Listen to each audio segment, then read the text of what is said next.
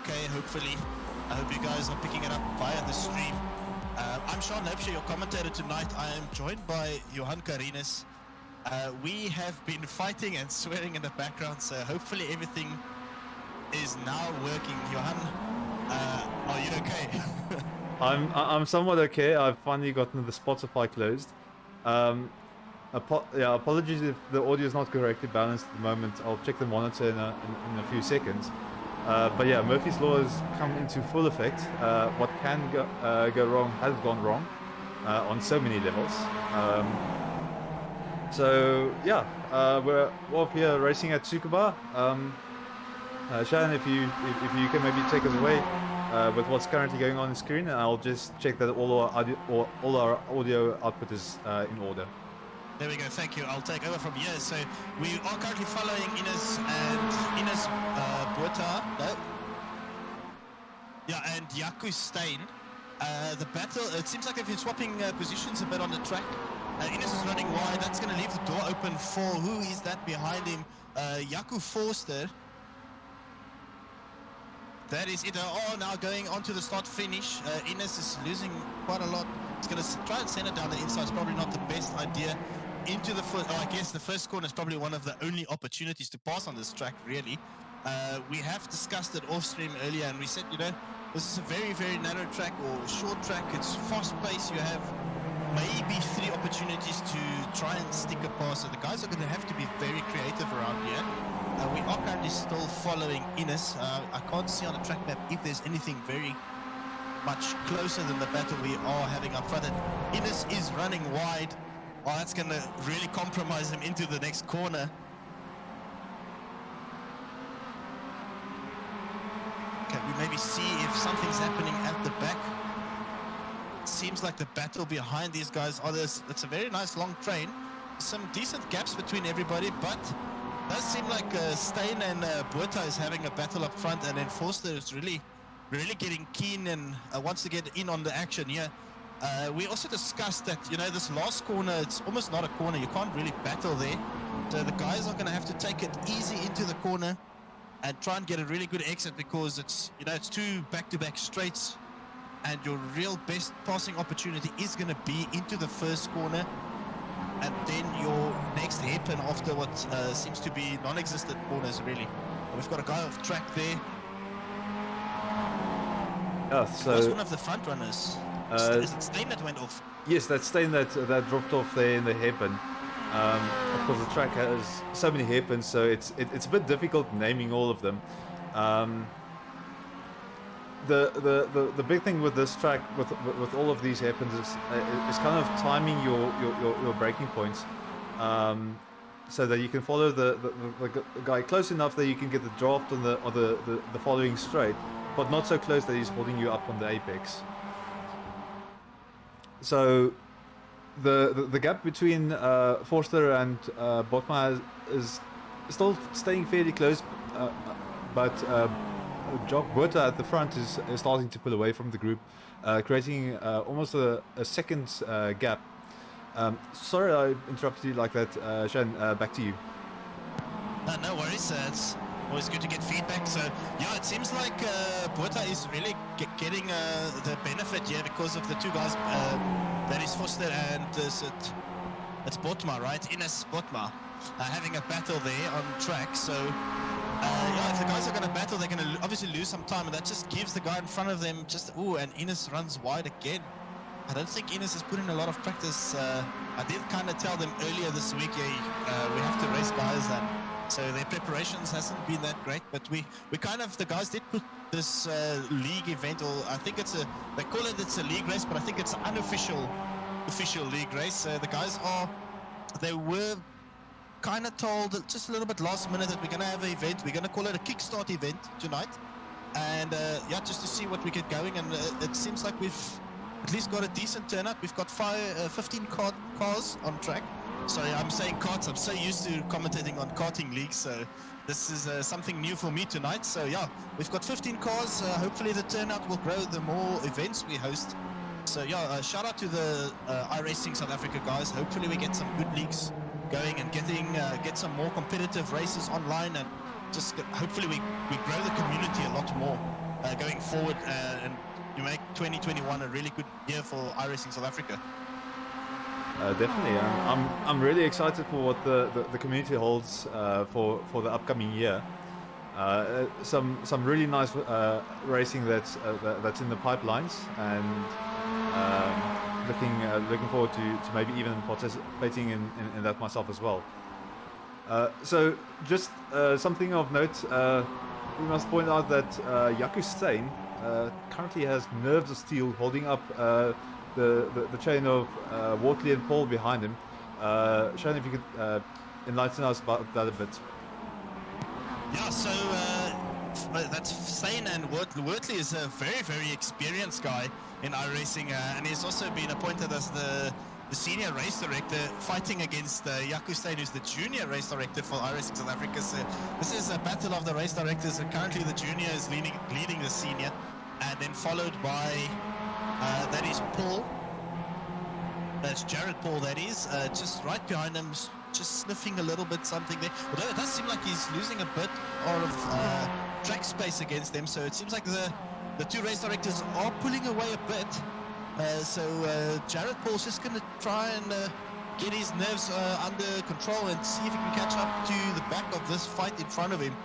It is building up, or shaping up to be something at least. So hopefully we get Jared Paul closer to get in on that action. And as we exit the last corner now, let's see if Wortley's got enough of a draft going to send it into the first corner. No, the corner's also quite quick, although it is a very sharp corner. It seems like the guys carry a lot of pace through there, so they're going to go through the little bends that are, I think it's flat up through here all the way into the hairpin. Is Wortley going to send it? No, he's going to go onto the outside and maybe get a better exit for the next couple corners. And yeah, it seems like Wayne is very experienced with the Mx5 races, so he knows to just tuck in behind the guy in front of him and just wait for a gap here, and he's going to try and do a small little cutback. It seems like he might be successful because Steyn is running a little bit wide. It's opening up the door, so it's going to go side by side into the last corner, and the inside line is going to be Wortley's. And that should be the end of the move, I believe, if Wayne sticks this one in here and keep it nice. He's not going to give Jaco any space, so he's going to try and push him onto the outside of the track and force him to lift off. But Jaco's having absolutely none of that. We're still too wide.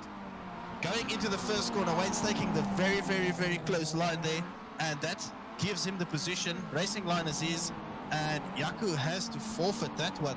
So Steyn now is going to try and return the favor to Wayne Wortley. So it's now the senior race director leading the junior race director. So let's see what they can do. And it seems like Wayne got a little bit wobbly there, but he's got everything under control. And it seems like there's also something happening up front. Maybe not as close yet, but it does seem like the battle is building between the guys in front, although it does seem like the gaps are big enough for between first, second, and third.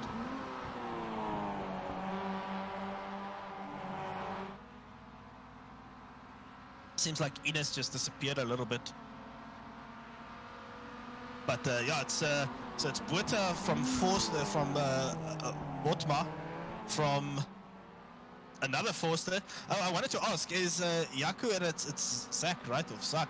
Are they brothers, or is it a father-son combination? What's the story there between them?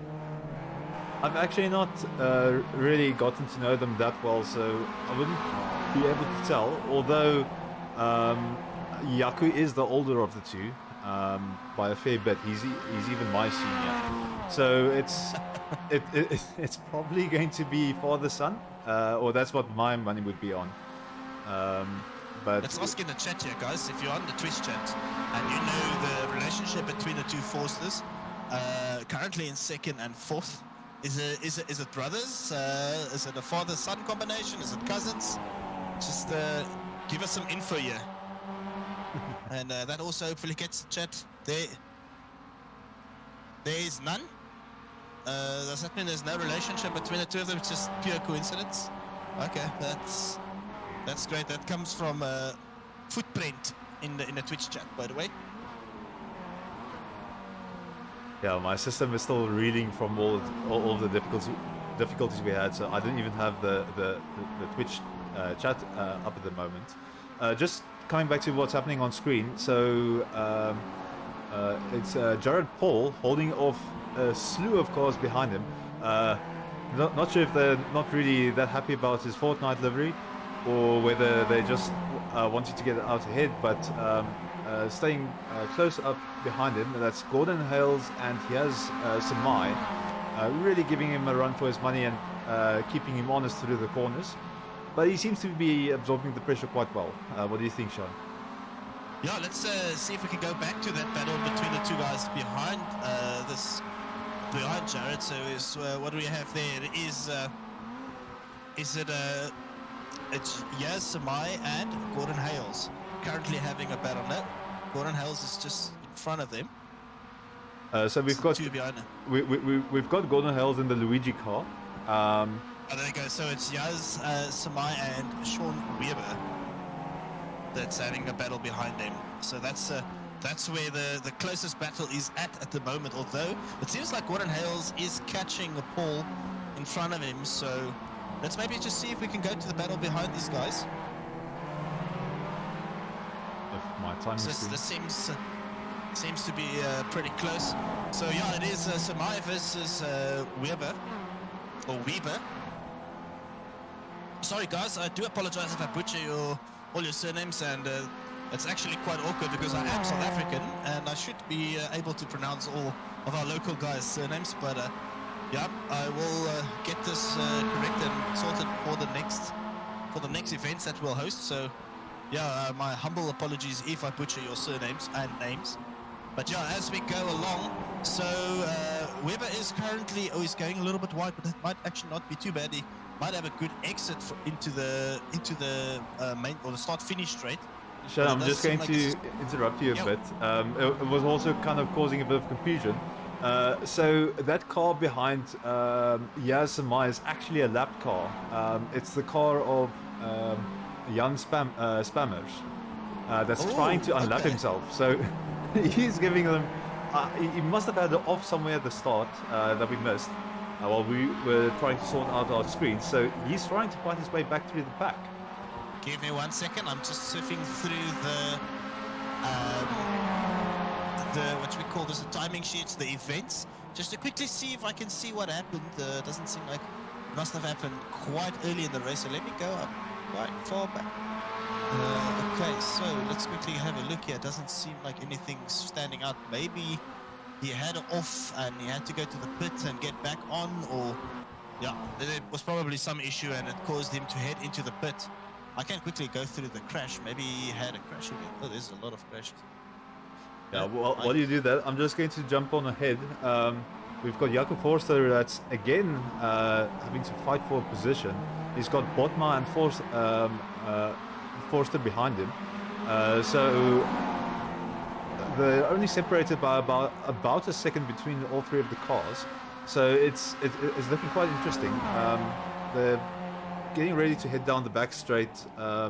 You can see that Botma kind of backs off a bit. He doesn't want to be held up at the apex, but he doesn't have the straight line speed to keep up with Forster. He'll have to try and follow him through the hairpins again, maybe catch up near, I think it's turn 4, around there by the banked hairpin turn. So just on the Twitch chat, Billy Bob Wright is saying that you need to bring my mic level up a bit. So I'm assuming it's just a little bit lower than yours. So maybe just have a look at that for us. And yo, let's go. I'll chat about the guys in second, third, and fourth, because that seems to be the battle that is really brewing at the moment. So Ines is gonna have a go at Yaku. It seems like he's getting really, really aggressive now. He's gonna send that car onto the outside and hopefully get a better exit of the hairpin and going into the right-hander that is. It's going to try and just stick behind him and maybe send it into the second last corner, because that is probably one of the best passing opportunities, because it seems to be one of the slowest corners on the track. But no, he's not close enough. He is going to go for a very late apex, it seems. That is Ines Botma there. And he is now... No, it doesn't seem like he's close enough, really. And it is Zach Forster that's just trying to keep up with him. He fell off the pace just a little bit. Okay, Billy Bob Wright is saying that the sound is much better. Thank you there, Johan, for sorting that out. Yeah, my apologies. I think the cars might have been a bit too loud. And yeah, I didn't really have you going up as high as you should have been. I will maybe just try and shout the next time to get my volume up where it should be. No, I've had the room to adjust. I just didn't want you clipping out at the top end of the audio spectrum. Okay, no worries. It seems like Ines is now really getting aggressive. He's a little bit closer than he was the previous lap. So is Ines going to make something happen? Jaco Forster is really just defending. But it does seem like Jaco is all over the place. He's running wide, losing some momentum. But it's also putting Zach Forster into play here because he's also quite a lot closer than he was the previous lap.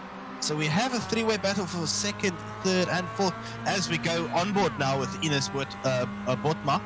Oh man, it's so crazy because it's Botma and Botha on second and first and third. So and it does seem like Ines just had a little bit of a correction moment there, using all of the track and a little bit of extra to get as much momentum out of the last corner.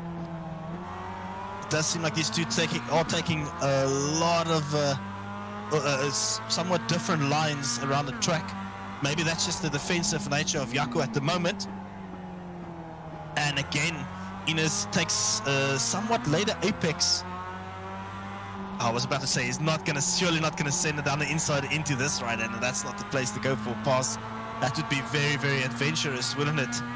Yeah, no, I've driven this track in touring cars now. I had someone okay, he looked like he might have had a bit of drive around the outside, but not quite. So through that little kink underneath that wheel arch that he was trying sizing up through. The problem is if you go down the inside there, you run a very big risk of your opponent cutting you off, which is actually what I did to someone, not my proudest moment. So you do need to be very cautious of the lines that people are going to take, because you run that risk of taking yourself and your opponent out. It seems like Ines has now managed to pass Jaco, although Jaco's still on his inside.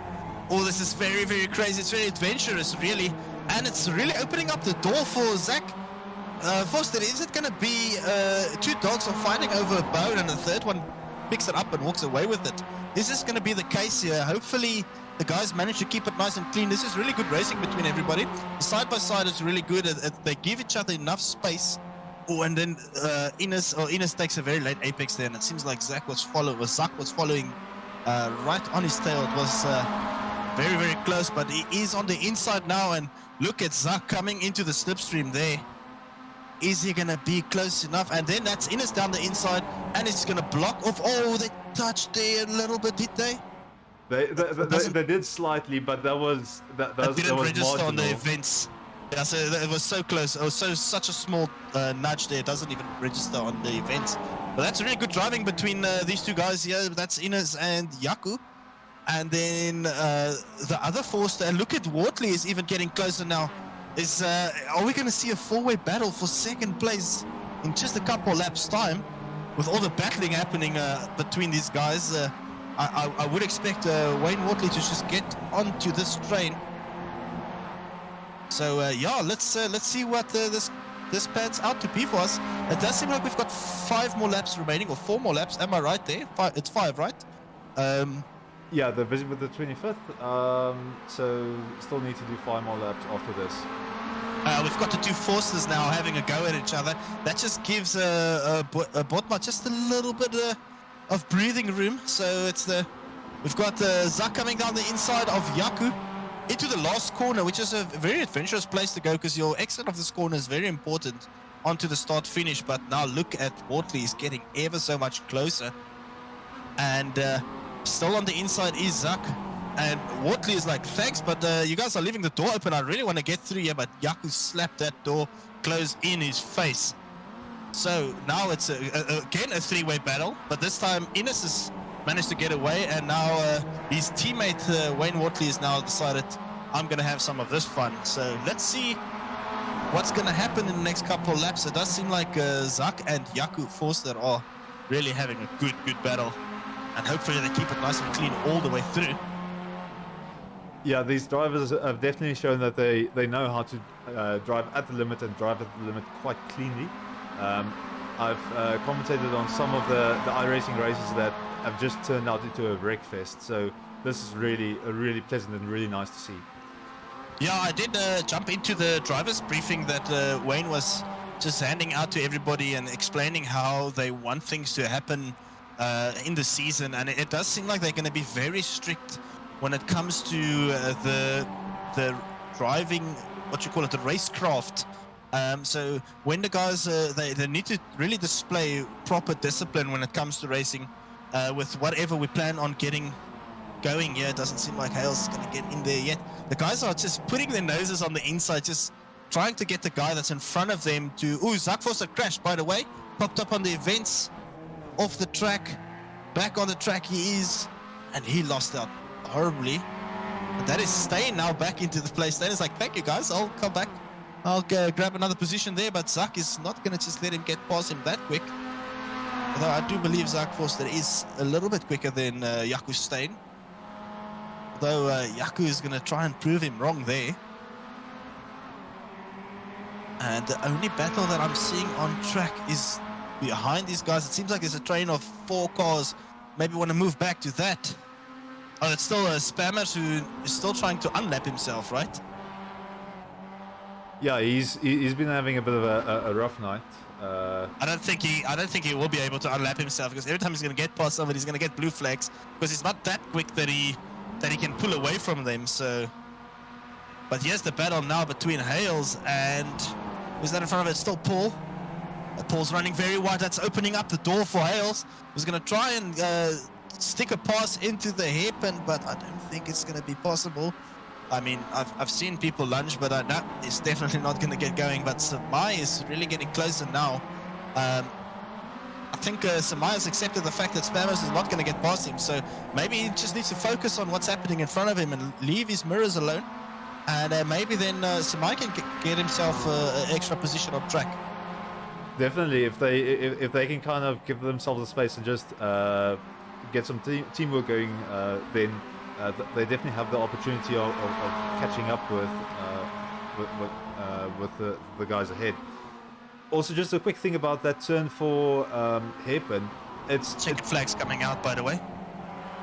Oh my word! It gets. I saw the timer. I just saw it on the events flag. Sorry for interrupting, but everybody is finishing up. It does say there's another lap though. That's why I was so confused when the timer finished. It just popped up and everybody just got checkered flags. So, yeah, guys, apologies for that. I myself thought there was another lap in play, yeah, but iRacing was having none of that. So just a quick one. It is Jaco Botha taking the victory by quite a decent margin. Ines Bootma in second. We've got Jaco Forster, then Wayne Wortley, Jaco Steyn, Zak Forster, Jared Paul, Gordon Hales, and Yas Samai. That's the top 9, and then Sean Weber in 10th.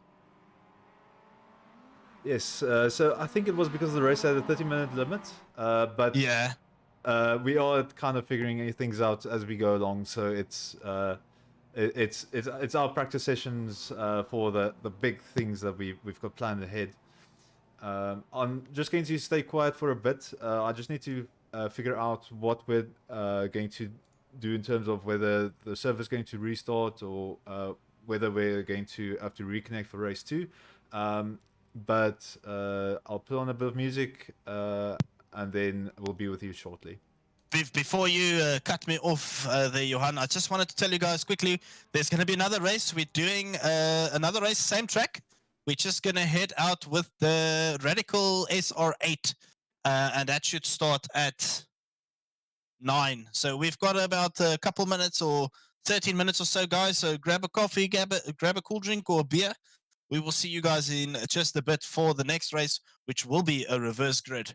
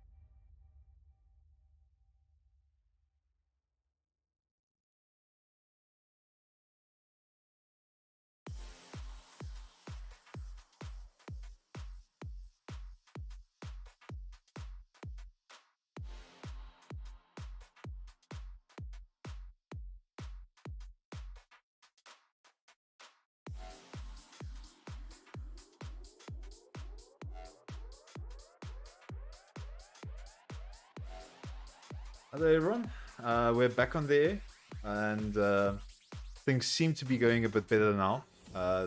We've got our overlays working and everything, and the guys are getting ready to get into the swing of things. I'm just going to keep an eye on the server, and then we can jump back to something that we wanted to discuss for a bit. We've actually not had an opportunity to talk about the track properly. So Sharon, what are your thoughts about this track? Have you ever raced at it before? I actually haven't. I think I've driven at the other. I think it's a Japanese track. Is it Okayama? That's a track I've done many Mx5 race at, or practice sessions at. So the stream is currently saying, hold on, just quick. I think I might have an issue with the stream. Let me just double check here. Yeah, so back to the track. I haven't raced here. I've only spectated a bit, so my knowledge of the track is quite limited. But let's have a quick chat through this track. We've are at Tsukuba. It is only a relatively small track, 2.045 kilometers or 1.287 miles. It's only got 12 or 9 corners, depending on who you're actually asking, because if you look at the wiki, they tell you there's 12 corners, 14 if you include the chicane. But yeah, on screen we've got 9 corners, and that's what we'll stick with. And yeah, there's not a lot of passing opportunities around the track. The guys will have to get very, very creative when it comes to passing. And the cars we are going to get onto the track with now, this is just a fun race. This is the first race was a league race. I'm not sure if we're actually going to do the rest of the league in the Mx5, or if it was the first plan, but we didn't get into it. But yeah, there's the Radical SR8 is going to be very interesting around here. If listening to the chat between my Against the Odds racing guys, they say the first couple laps you're going to have some grip, and then it's going to be a battle to finish the race on that set of tires. So yeah, Johan, where do you think is going to be a passing opportunity here, bearing in mind that these cars are a lot more to handle compared to the MX5? So for me, I think turn 4 is going to fall away completely in terms of passing opportunities, and we kind of saw it a bit with the MX5s, and the reason for that is it's not as easy to see on the stream, but if you've ever driven at this track before, turn 4 is banked. So if you go too far on the outside, you're going to lose a lot of time, and that's why the guys kind of stay in the middle of the road, maybe a bit lower. I think the big opportunities are going to be through turns 7, 8, and 9, and maybe going into turn 1. But then they'll have to stick to one another through the middle section of the circuit. And then consistency is going to come into play quite a bit on this track. We already saw a few guys falling out due to spins and crashes, and it's because of the level required for driving this car is going to be up from the Mazdas. I think it's going to start becoming a bit of a factor further down the pack. Yeah, and I think everybody's going to be very mindful that these cars are somewhat more demanding on track, and your consistency is going to be very, very key here. And I think when I say the guys are going to be mindful, they might take it slow just to get into the swing of things, because as I say, these cars are very demanding. And yeah, interesting that you're saying you think turn 7, 8, and 9 is going to be the passing place. Yes, a good exit on turn number 8 onto the back straight.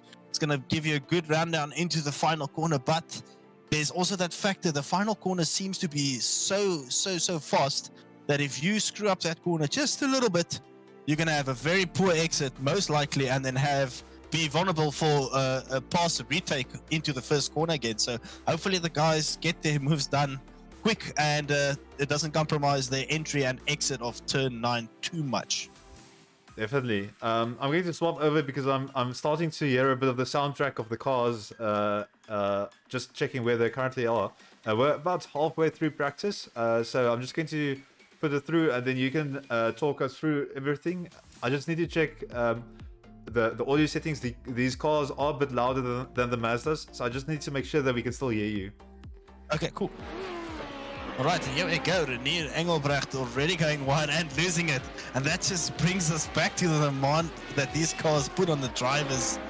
Luckily, this is a practice session and he's got more than enough time to get himself sorted. When I say he's got more than enough time, we've got quite a lot of time on practice. So yeah, we'll talk through practice. We'll see if we can sort out any issues that might creep up before that. And Jan Spammers, we are now currently following, is gonna just try and get a lap together. And yeah, into that banked turn. What is it? Turn number 4. That is. The guys managed to get through here. Jan seems to be taking control of his car. Really, does seem like he's got it under control. It seems very smooth from his side. These cars are really fun to drive. I had the most fondest memory of Monza with this car. I managed to start the race, go into the first corner, and put it on its head. I was upside down. Some guy managed to screw up the corner completely and take me out, and that I parked the car upside down on the curb. So hopefully it doesn't happen with these guys, and they managed to get through the first couple corners and finish the race all the way through. And look at Raymond Duggan. Was he racing in the previous race? I think he's joined us for the second fun race. Yeah. Is it fixed setup or open? That's a good question, and I actually don't have that information. I think everything's fixed, by the way. I don't think the guys had the opportunity to do any setup work for tonight. Yeah, it's been fairly. Everything's been fairly quick. So I think fixed setup might have been a bit better in terms of just prepping for the race. So they just have to figure out their lines. Yeah, like I said, they are saying it's a first official league race, but I do think that's going to get scraped after tonight.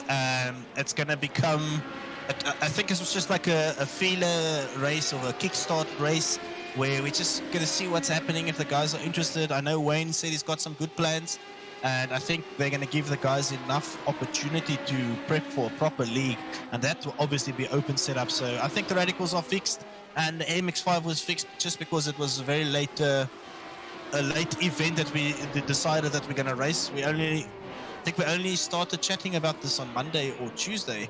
So yeah, not a lot of prep time. So yeah, that's what we've got going. We will hopefully get the league up and running proper in the next couple of weeks. And yeah, I think the big decision at the moment is, are we going to run GTEs? Are we going to run GT3, GT4, or the touring cars? So I think that's going to be interesting. And I think I'm leaning towards, when it comes to good racing, I think touring cars are very, very nice. Or even the GT4s. I don't know what your opinion is on that, Johan. So I own one of the GT4s, but the touring cars are a ton of fun in terms of drivability. So for a starter series, I think it's a really good option. The more high-end the cars start becoming, I think the more difficult and the more prep you need for the race, the more difficult the driving, the more prep you need to do for all of it. So to get started, I would actually also love to see the touring cars. Yeah, and I think the important thing to note about the touring cars is they might, on a track like this even, the touring cars will be able to manage themselves. You know, they're decent. I don't think you'll be able to put a GT3 or GTE on this track specifically, and this is one of the free content, and I think that's exactly what they are going to try and look at for season 1, is try and make that the guys don't spend too much money on getting tracks that they don't necessarily have. So they're going to put out, if I'm not mistaken, put out a forum or a form for the guys to just fill in which tracks they have and have a look at, you know, maybe there's some good tracks that everybody has that we can get onto the league. Obviously this is now in a planning phase, which will probably happen next week, and I believe the week after that or the week after that we'll get going. Late this month or early next month there will be a proper league, and I believe we will have a decent amount of interest. I really do think that this is the start of something good, you know. I believe if everybody puts in the effort, gets their friends to join. Now there's a lot of real life racers that love their iRacing and they love to get into competitive leagues. Yes, it doesn't substitute the great matchmaking ranking system that you get to do, but it's always nice to race against your local and fellow South Africans. And a lot of these guys know each other from other leagues or platforms such as Assetto Corsa, ACC, and I guess most of the other guys raced on the consoles, which would have been in Gran Turismo and Forza. So yeah, this is I guess the pinnacle of simulation for me. This game, specifically iRacing, because you know it's there's a lot of work that goes into it and just a really competitive scene. So yeah, I'm quite excited. I hope we get something big going here, growing this league series or season by season, and get some more people involved. And then we had what do they call it, a nations clash or clash of nations against the UK. Was it a week ago? Yeah, it was last week. Yeah, it was last week Friday. And although we didn't fare too well, it was very nice to see the battling on track between the UK guys and the South Africans. And so hopefully we get more of that going. I know the guys are saying they are talking about it. It seems like a lot of nations will get involved in that, because it's just, you know, the idea of that is just amazing. You know, get essentially your best drivers or some of your best drivers against a set of the other country's best drivers, or maybe people that are maybe ranked closer to yours, and you have a nice battle, an equal battle, hopefully. But I think there's a lot of potential in that. So hopefully we grow our local league to a point where we are very competitive, and we would be able to take on other nations and essentially have, let's call it a World Cup within iRacing. That would be pretty cool. Yeah, and that's kind of where it all starts, is with that exposure.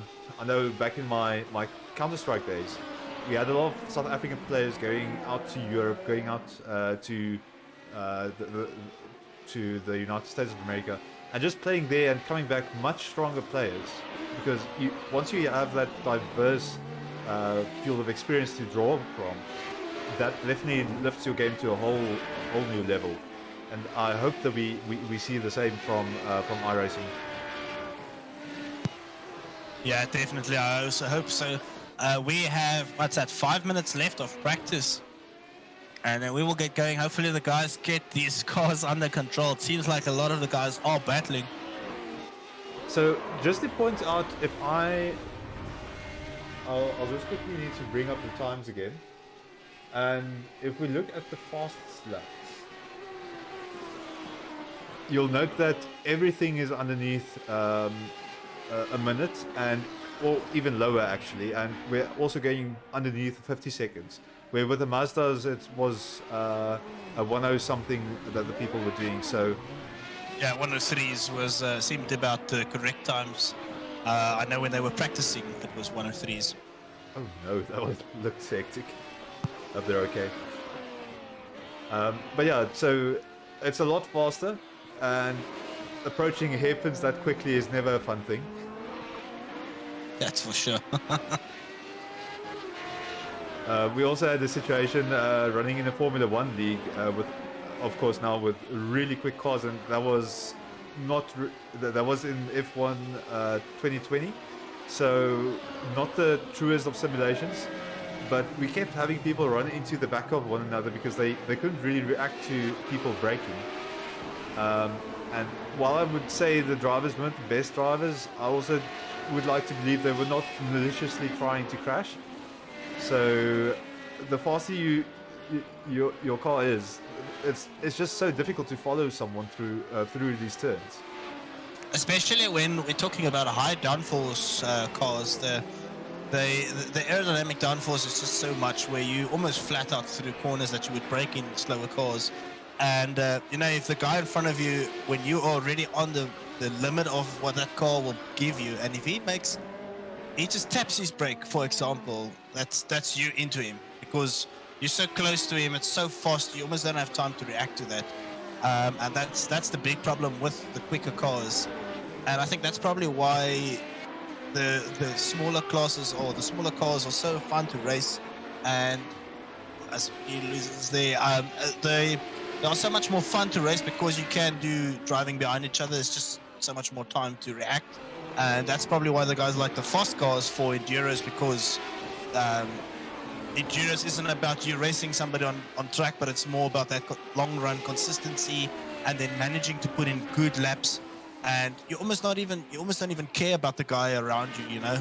So where with these smaller cars, quick or slower cars, the only thing you worry about is how quick you can go and how quick you can get in front and win the races. So yeah, there's that short-term feeling over the long-term in enduros. Yeah, and also with the track like Tsukuba, a race goes by like this. So we've got a minute left of practice, so we'll start seeing the qualifying laps quite soon, and hopefully we get some shake-ups from the guys that were dusting of cobwebs there to do in the first race. And also, it's worth noting that we're doing a reverse grid for this race, so the quick guys will find themselves at the back and have to manage to get through that. And that's definitely, hopefully, not going to end up in a wreck fest. And hopefully, the guys are very mindful of everybody around them and they keep it nice and clean and pass where they can. But I would expect the quick and experienced guys to actually just get past this, the guys that are maybe a little bit slower than them in a quick way or a fair and clean way. I'm just going to say keep an eye on that turn 4. Turn 1, I think everyone's still going to be cautious, and then turn 4 is where all of the aggression is going to start coming out. And we're now jumping over, as my timing screens just start freaking out a bit. But yes, we do have qualifying, so I'll start playing around with the cameras and seeing what everyone's doing. Right, so we're going to get going with Jaco Steyn. Do we maybe want to do an onboard with Jaco and just follow him and see how much input he has to do in this little radical that we are racing with? Mind you, this is his outlet, but most definitely yes. Yeah, I mean, he's probably going to try and get heat in his tires. These are rear wheel, isn't it? I've actually not driven them, so you're asking me a question I can't answer at this point in time. Maybe one of the guys in chat that has driven them. I'm fairly certain they are rear wheel. They are a lot to handle on the rear.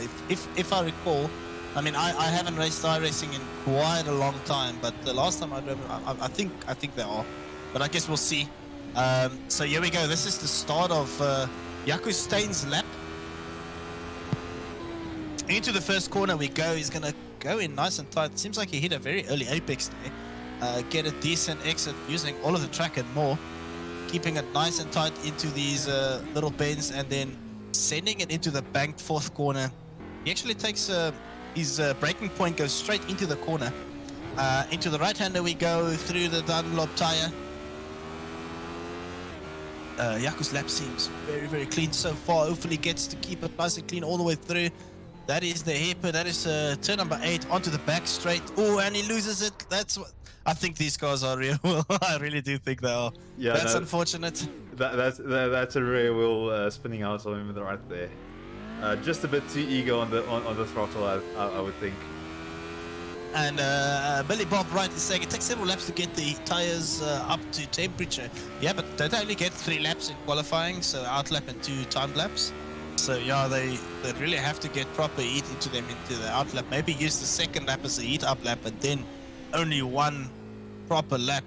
But now Jaco should be able to struggle. I would assume he's going to struggle quite a lot because these rear tires should be heated up quite a lot with that spin. Yeah. I'm going to jump a bit to Jog Botha, doing really well. And currently I'm having a bit of trouble seeing his sectors on my timing screen at the moment. Give me 1 second. Oh no, never mind. It doesn't give me the sectors on this timing sheet on this side. Sorry. But putting in oh yeah, no, he was looking fast. So 2 purple sectors in the middle. Let's see if he's got a green sector at the end, but he's still got a really solid time from that first lap that he put in. No, Watley did a very good lap, a 50.70, and then Jacques Botha is 50.96, closest behind him. So Yeah, it's very close. We were seeing. I think there was one time under the 50s. I think it was in the 4.9s. So somewhere someone has a bit of pace. I'm actually hoping they're able to repeat their lap. And Jock's just struggling to really hook up the times as he wants to. Doing a purple sector at the start and then kind of dropping off through the middle. And that was a 51.6 from his previous lap, so not really Do there. they have unlimited laps for qualifying? So as much as they can squeeze in the 10 minutes? So Or is yeah, it- yes, normally they would have just 3 laps in iRacing, but I think they've given them a full 10 minutes to just do what they want. Okay, Zuck is doing 2 purples so far, by the way. Yeah, looking really good for Zach. Someone stole, Jock stole that second sector from him. Yeah, and he's got a yellow on the next, so that... let's keep an eye on the lap though, it can't be too bad. Yellow doesn't necessarily mean he's very much slow, it could just be a half a tenth or so. A 51.6. So that should, if the timing screen's update, that's going to jump him up to 5th. Unless Yeah. he might have skipped a bit of the track, that's why it's not taking him up further. So he's Zuck having has gone another into go a at that. purple first sector as well, so let's see if he's going to be able to manage it. Are we currently following Zuck? Yes, we should be. Oh no, and it's the drift, and he caught that one. Amazing. Well done, Zach. Yeah. So quick that's a one shame. here. Billy Bob Wright saying his father raced the SCCA D Sports races for many years. He's 88 years young, and he just got him driving this car in iRacing a few months ago. And yeah, Billy Bob's saying his mom says that his dad is spending a lot of time on at least an hour or so a day driving it. So yeah, that's 88 years old in iRacing. Amazing stuff. Hats off to you, good sir. Wow. And he's saying his father just sent him a text telling him he did a personal best in this car at the Nürburgring Notch, 7:09. That's pretty quick. A lot So, better that's than anything I can do. That's an 88-year-old man doing that. That's amazing stuff, guys. There's always time for us to have some fun in the cars. Maybe not real life anymore, but you can jump in the simulator and enjoy it well past your prime. So that's great stuff. That's off to your dad, Bill. And we have how much time do we have left on qualifying? It seems like 4 Wayne minutes. just put it 1 lap, but hold on. Footprint is saying that only 1 lap counts. So I wonder how that works then, because then everybody should have been done by now. Yeah, I think a few of the guys are a bit confused by it.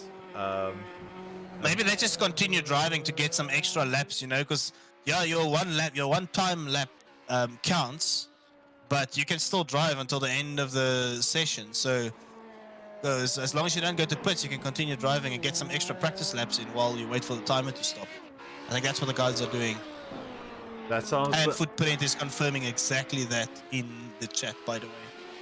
That sounds like me giving up in the middle of qualifying and putting in my race fuel to get used to the race setup of the car. Yeah.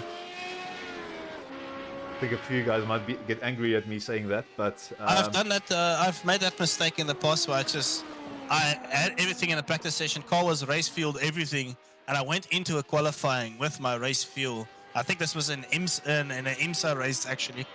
So I actually qualified, and I think I didn't qualify too bad with a full tank of fuel. So sometimes we do make these mistakes. Speaking of IMSA, so I was watching a few streams. I think it was about 3 weeks, a month back, when they were running IMSA at. Was it IMSA? Or was it the GT3s at Lime Rock Park? Wow. I've seen that on, I don't think it was IMSA, but I think it was the VRS one. the VRS Sprint series.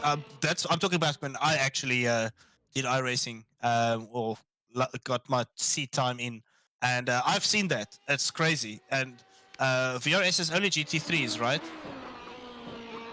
As far as I remember, yes. That Yeah. might So be what imagine I've been putting watching. 30, 40 cars, 30 or 40 GT3s on a track that's small, and yeah, it's absolutely madness.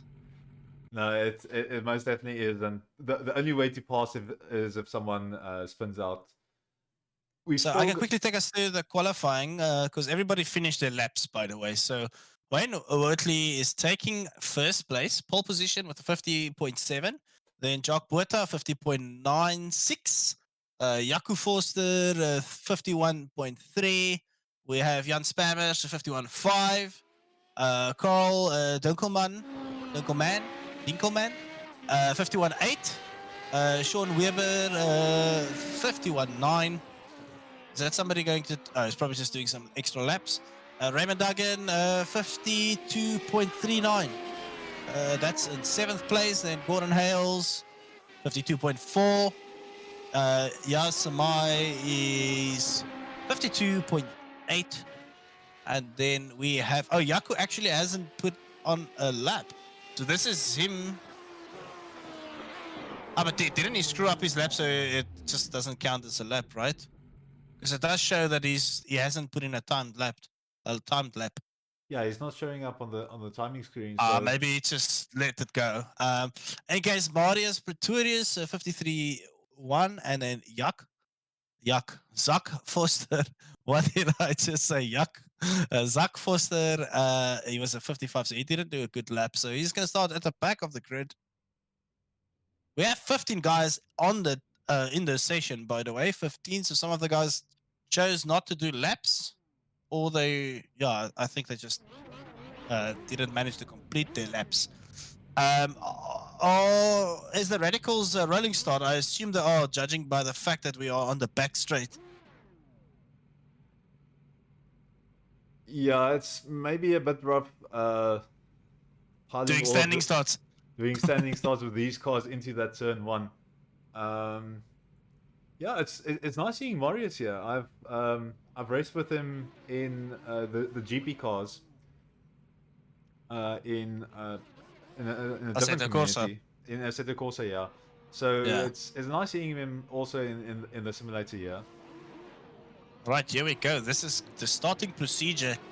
And it's saying Jan Spammers has crashed. Oh no, they are actually crashing at the back into each other. That's super unfortunate. We can't even finish the start the start of the race. Any case, guys, here we go. This is the fun race for tonight. 30 minutes of now Wayne has to wait for everybody to line up. And is that it? That's the lights. We're off. Okay. And then Jock Buerta just got a clean start. I think Wayne was waiting for everybody and got himself napping there for a moment. So yeah, that's Jock Buerta off into the distance, it seems. So is Wayne going to be able to catch him? Or is Jock going to take the second victory for the night? He did win the first race, yeah?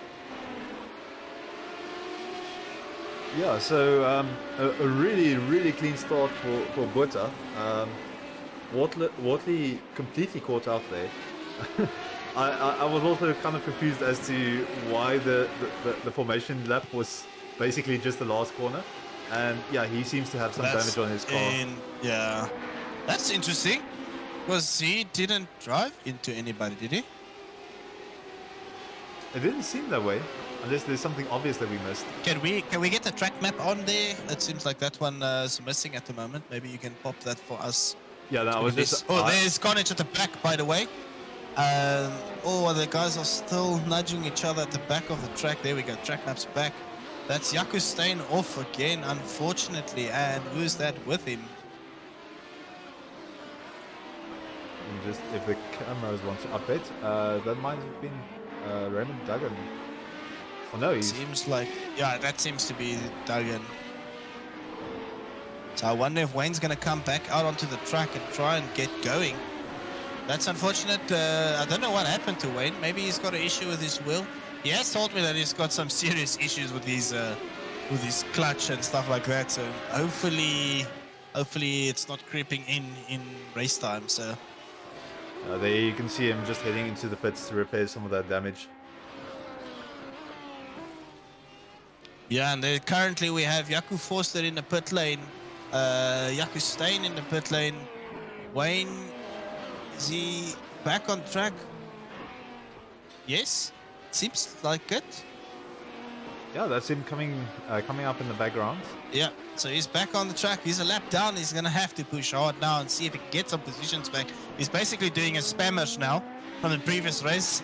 Lap down and now has to catch up to everybody. So hopefully he's going to manage something. And we have a battle here. That is Zach Forster and Sean Weber having a battle.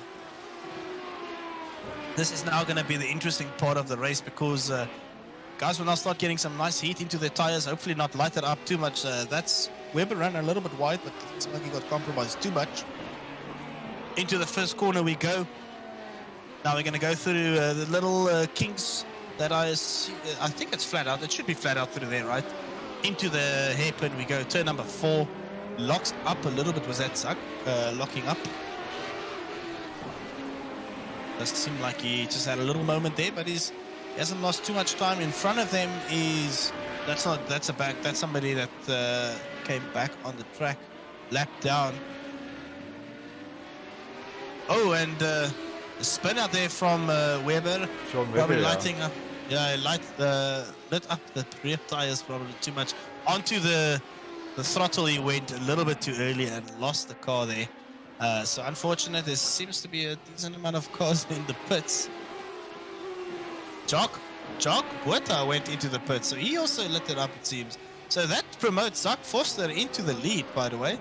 I wonder if some of these guys forgot to put in fuel. That would be highly unfortunate.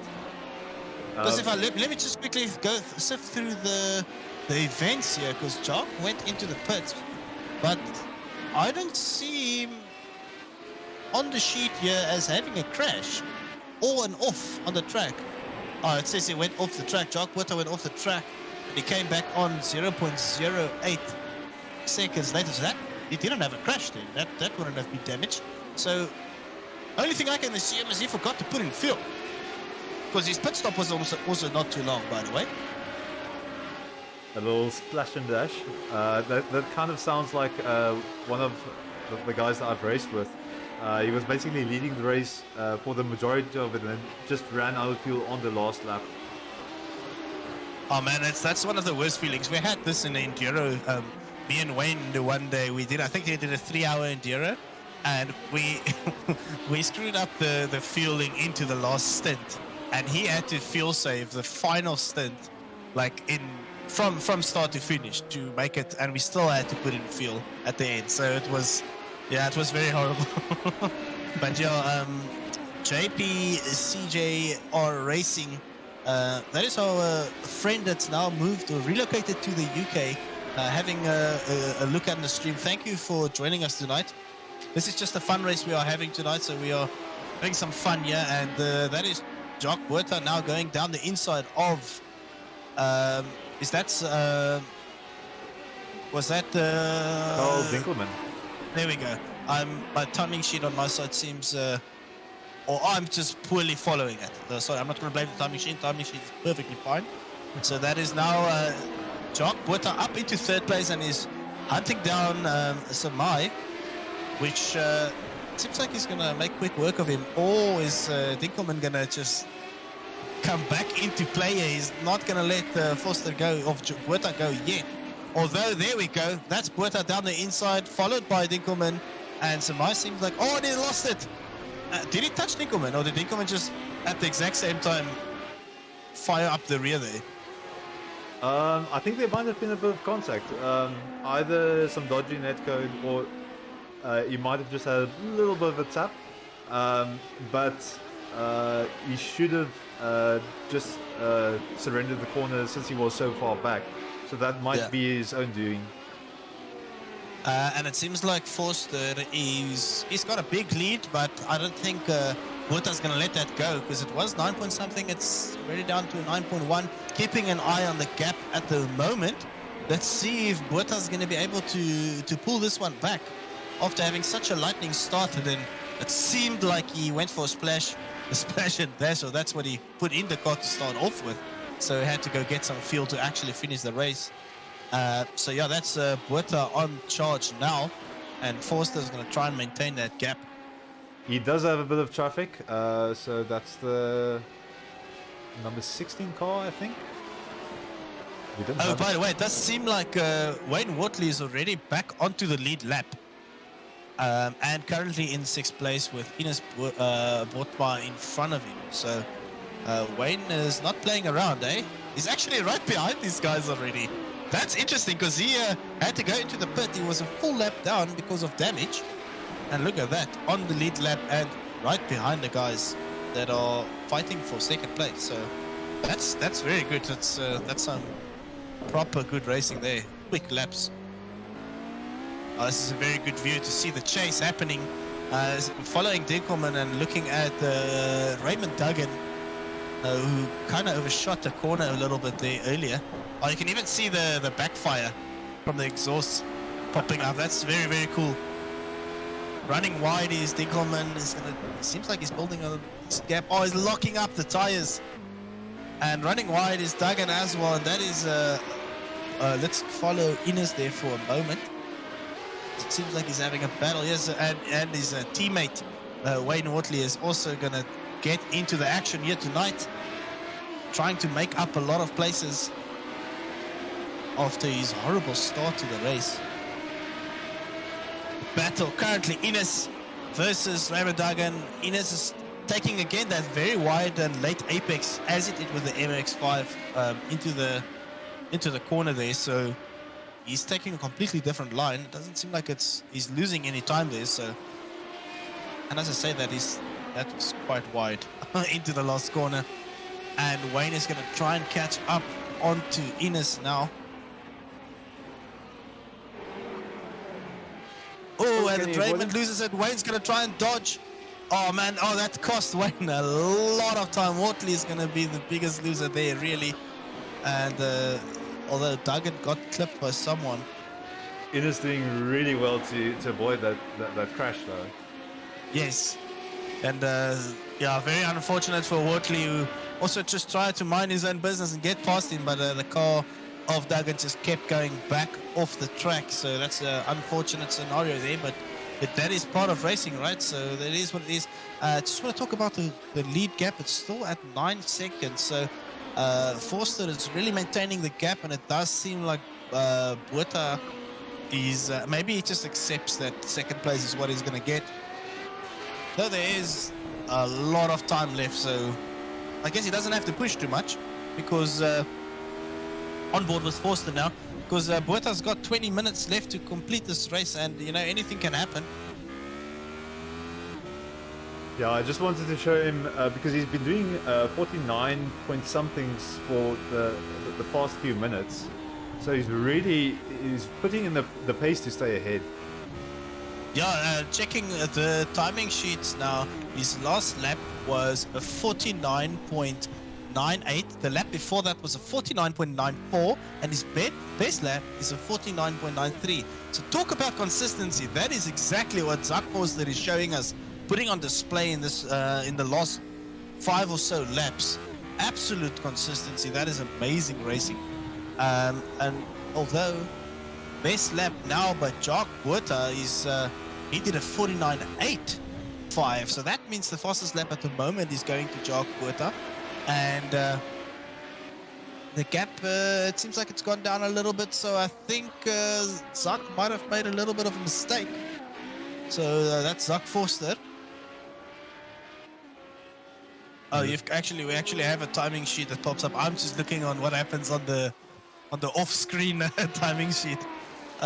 Okay, yeah, so that's a very, very good graphic to have to see that what's happening and how the gap is closing or building. So it does seem like a little bit of a mistake from Forster. Gives a little bit of opportunity for Jacques Botha.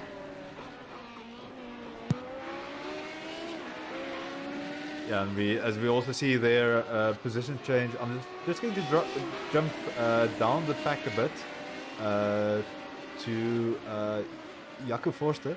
A whole bunch of these cars going down the back straight. I'm struggling to figure out who's on the same lap here, but Engelbrecht being the car ahead, so that's the number 12 car. That's not going to be something I'm going to be able to see on my map there. Oh, and unfortunately, just as he goes off. Yeah, Aku Forster losing a little bit of concentration there maybe, or lighting up the rear tires a bit too much, and that puts him back again. So now it's reset, and let's see if we can get back onto the track and keep it nice and clean. He's currently being hunted down by Duggan and Gordon Hales. Oh, the best lap done by Zak Forster, last lap 49.82. Although it does show in red, does that mean that it's not a valid lap? So Zak's got the 49.82. You said Yaku doing the another one of those. As No, we it say, was Zak. oh, Zak, no, he got that lap. So he's chasing down through some traffic at the moment, but he's done really well to capitalize on the start of his race. You can see him, he's gained 10 positions from the start of the race, so fighting from the back of the pack all the way forward. It might have been with that frenzy of pit stops that we had that he got opportunity to come through. Yeah, but just to reiterate that, you know, that's consistency. He's been keeping it on the track, keeping it on the black stuff most of the time, and consistency, or consistently being quick, because his laps are very fast. And that's what's giving him all these the positions that he has gained so far on the track. So he does have scratch that 5 incidents, so he's had some adventurous lines. But I think it seems like it's all offs, though. It seems like all off the track. Yeah, I think he might have just went a bit too wide on the last turn, because that as you go off the curbing on the outside. Oh, and as we've got some of the back markers, that seemed highly unfortunate. But yeah, as I was saying, if you go look at where he's going now. Going through the last corner, and then you go onto the curbing on the outside, and if you stay on that just a bit too long, if that middle of your car crosses onto the grass, you're going to get the off track. So yeah, I'm suspecting that's where the off tracks came from. Yeah, he had two offs very, very close to each other within 2 or 3 seconds. So that's 2 of them right there. And then yeah, I assume what you're saying is correct. He went out on the exit of the last corner a little bit too wide, and then that's where he got those offs. But can we do an onboard of Zak and see what his lap looks like around this track? Yeah, just quickly finding my cameras again. No problem. There we go. So let's do an onboard of Zak Forster around the track. Doesn't seem like there's any close battles happening right now. Let's see. This is the start of what's it? The start of lap number 11. Hopefully we don't do that commentator's curse where we go onto somebody and then it just takes it off the track. So let's see if Zak can keep it nice and clean for us to get this onto the stream. Not Zak. See, everybody's got that exact same line into corner number 4. I think that is because of the corner making that little kink. The corner right before turn, so turn number 3 is that little kink, and they don't want to turn and then hit the brakes. And Zak runs a little bit wide there, missing the apex just a bit. Wouldn't have compromised him too much. Onto the back straight, into the final corner we go. Look at how quick this corner is. Very, very quick corner. Fast around here. 160 through that turn, so that's nice and quick. And he did a 50 seconds flat, so it's not a bad lap. It's not his best, but it's a very good lap, very good representing lap there on the onboard. So yeah, that was decent. Thank you, Zak, for that.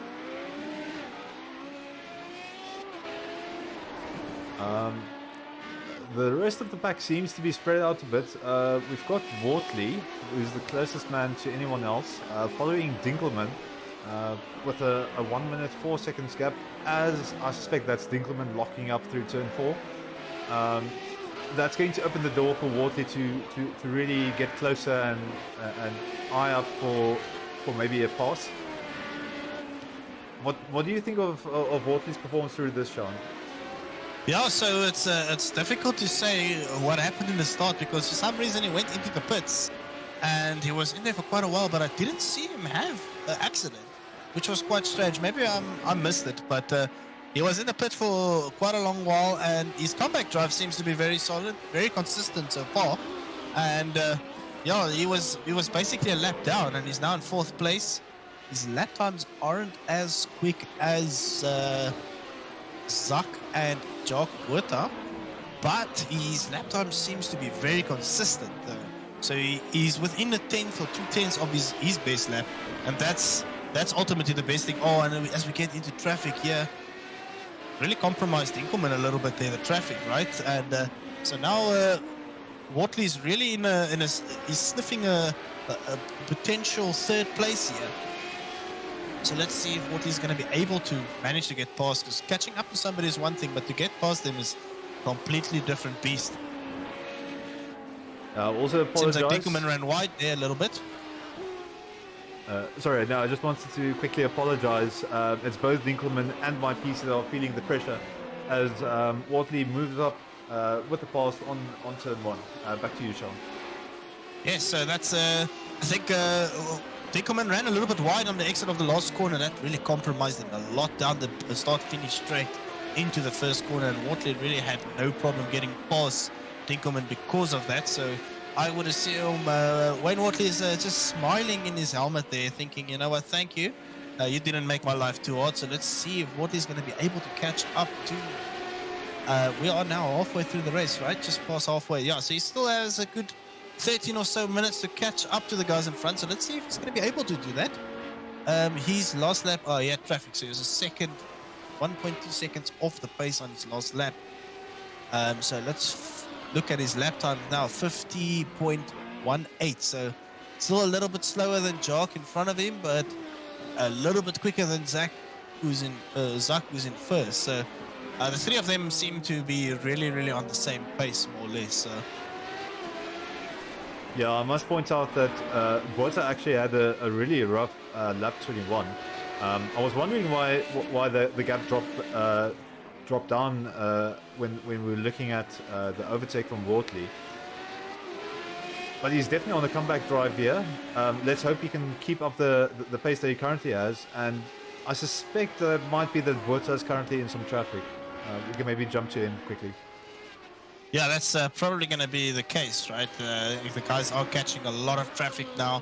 It seems like, am I right in saying only 5 cars are on the same lap?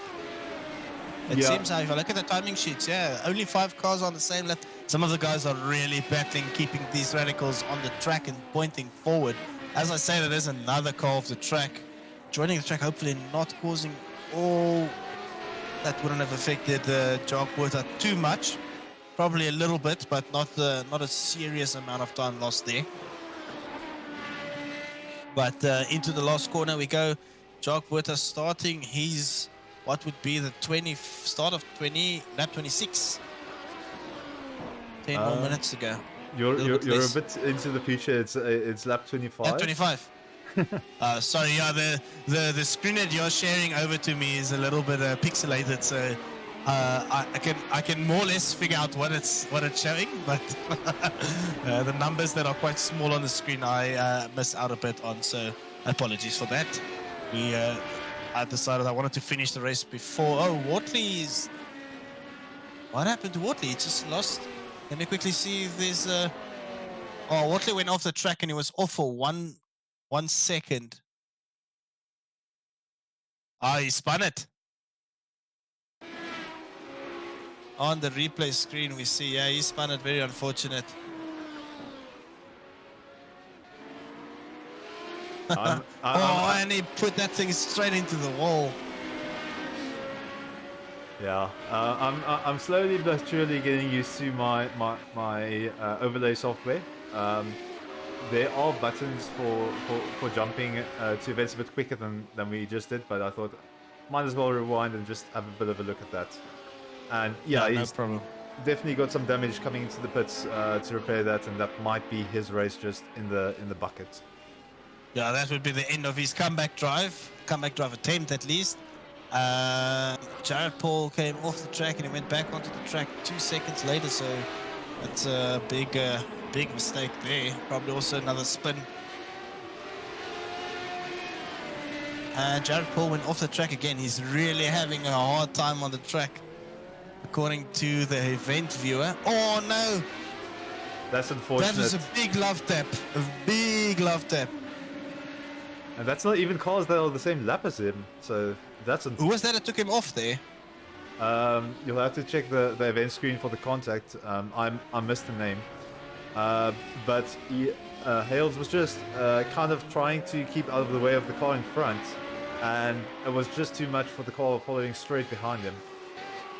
Interestingly enough, it doesn't show who gave him a big love tap. It just shows that Gordon Hales crashed. And Jaco Forster passed him. I think it might have been, because it was right before he crashed. Jaco Forster passed him, so maybe it was Jaco Forster that just gave him a big love tap. Jaco Forster is the guy in front of Engelbrecht, so yes, it was Forster that had a very unfortunate a bumper up there, so a little bit naughty, but I guess it's a fun race. The guys will get away with it. Yeah, it was a really difficult situation since Hales was basically already trying to avoid the car mid-corner, and for Forster following him, you can't really do anything in that situation. You can't brake more than your tires grip allows you to. So yeah, it's just one of those racing incidents where it's just a really unfortunate situation. So just back to Zach Forster. He's pumped out another best lap of 49.79. So this man is really flying right now, and he's getting into the swing of things. Obviously, they'll be shedding some fuel off these cars, but also they'll be wearing the tires. So you kind of expected lap times to even itself out, but he's been managing to put in good laps, consistently hitting within 2 or 3 tenths of his previous lap, so that's some proper consistency from Zach Forster. Definitely, and he's really started lapping quite a few people. He's got, I think it's, Samai up ahead. So, oof. Oh, and Zach went wild, and Samai as well. Samai is parked just in front of him, so. I see Dinkelman went off the track and crashed as well, according to the event viewer. So that was a big one because he only came back onto the track 6 seconds later. Yeah, and that's going to put Forster in an unfortunate position as Bottas 4 seconds behind him. It's also quite interesting if you look on the track map. We've got cars number cars in positions 1, 8, 2, and 9. So it's a complete mix of cars as we go along. Yeah, and as number 2 is going to pass number 8, that's just going to give number 9 a little bit of an opportunity to catch up, although the gap is quite big. I think he went past very quick without getting held up too much or having to lift too much. So, yeah, so we thought the guys will start struggling closer to the tail end of the race, and it seems like the guys have really been battling to keep the cars on the track for the last 10 minutes. So really just tire wear coming into play or concentration laps. Obviously it's a Friday evening for us. The guys had a long week, most of us. I definitely did. So if I had to race now, I would have had almost zero concentration. So I fully agree, and you can see that spin cost Forster quite a bit of time. You can see him losing out 2 seconds to Bottas, so that's putting him within possible striking distance. If Forster makes one of these mistakes again, he's going to be in some hot water. Yeah, so we're looking at 2.4 seconds. Bottas is now chasing what? Oh wow! Look at this timing sheet. Buerta's catching. Forster probably made another mistake. And I'm not seeing an off from Forster, so I don't know what happened, but Buerta is now really sniffing the victory. He's getting ever so closely now. He's going to start feeling the slipstream effect. Heading into the back straight is close enough. Unfortunately, there's no such thing as DRS on these cars, so they'll have to do it the old-fashioned way, and that's send it down the inside into a corner or get your elbows out nice and wide. So yeah, onto the last corner we go. 9/10 is the gap. Buerta is really going to try and reel this man in. Look at how short this straight is, eh? It's very short. You get onto the straight, onto start finish, and you start breaking into the first corner again. So Yeah, and it's slightly extended with the fact that you're braking uphill at the end, but most of that straight is getting your car prepared and getting it settled to go into turn one. So it's really difficult to then have to battle someone going up into that turn. yeah, it definitely is difficult. So yeah, as we said, you know, the only time you're going to pass into corner number one is somebody has a very poor exit into the last on the exit of the last corner onto the start finish. So yeah, the guys are going to almost stay behind each other up until the 8th corner. Corner number 8 is probably the best opportunity to pass, because as we said, the corner number 4, you know, it's not on these cars, you're not going to get a pass through there because it's so banked. Just hit into the corner and there we go. So is this Wayne, right? And then I just jumped back to Buerta to see if he's getting the gap down a bit. Forster also has it's supposed to be according to positions on my screen, but it almost looks like it's card numbers with the fact that it's so jumbled. Yeah. Although, look at now, Forster's gonna run into some traffic, and Buerta's really gonna start licking his lips, because maybe it really benefits. Oh, look at that back marker staying out of the way, just playing it nice and clean, but it's gonna get in the way of Buerta now. Hopefully not compromising. No, he's gonna get on the outside. That's behaving himself. Is the back marker? Who's that back marker, by the way? Because I will commend him for that. Oh, somebody parked on the apex. All kinds of chaos at the moment. Yeah, and the leaders are really having a proper battle up front. Just worth noting, we are almost on our last lap, by the way. If they finish this lap before the timer, well, they're going to do one more lap, right? So this is now, we're going to head into our last lap now. Yeah, that's going to... It's going to be close, but we're going to have another lap. Yeah, after 30 minutes of racing with the Radicals, we are split by a half a second for first and second. So what is Jock Buerta going to be able to manage in the final lap with all the back markers coming into play, parking it on the apexes? Different lines from Forster and Buerta now. Buerta's very, very close, but he's only going to have two passing opportunities, and that's last corner or into the second last corner. So here we go. Is Buerta going to be able to pull it out of the bag on the dying moments of the race? Nope, it doesn't seem like it, although who's got the best exit. Forster seems to have nerves of steel. He's got one more corner to manage. I'm touching wood here because I don't want to hit the commentator's curse on anybody. I think he's been out driving the commentator's curse on this one. And that's a well-deserved victory for Forster as he sends it into the wall. Yeah, Forster managed to get that one going, and Buerta in second, with the two of them lapping absolutely everybody, it seems like it. Yeah, we've got people like Duggan finishing. It's all kinds of topsy-turvy. I think the only people on the lead lap is Ines Botma and Dinkelman, third and fourth. The only people on the lead lap, and they're finishing up their laps now as well. Apologies, I got a bit excited and completely missed out the fact that some people are still racing. Yeah, so guys, well done, Forster and Buerta, for putting on a show from start to finish. Forster coming from, where did he start? 11th or 10th place? He made 10 places, so it was 11. Yeah, he gained 10 positions, so that's a one hell of a drive. And 15 cars on track. Most of them managed to finish the race.